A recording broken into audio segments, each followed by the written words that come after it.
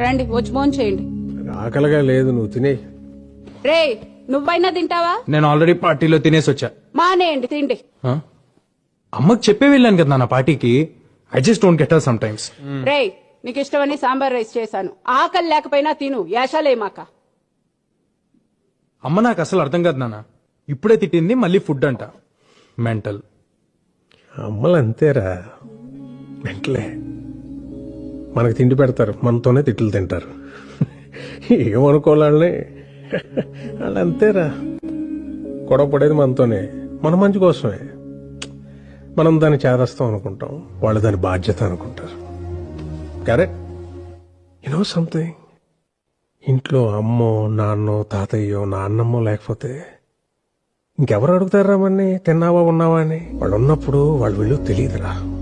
రేపు లేరనుకో, వాళ్ళు మనతో ఉన్న ప్రతి క్షణం చాలా విలువైందిరా. Treasure it.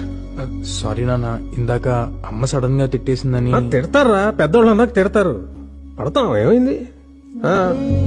ఈగో ఎందుకు మనకి? అన్నది మనోళ్లేగా, మన కోసమేగా. వాళ్ళు ఉన్నంత వరకేరా మన చిన్న పిల్లలు. వాళ్ళు పోతే మన బాల్యం కూడా వాళ్ళతో తీసుకుపోతారా.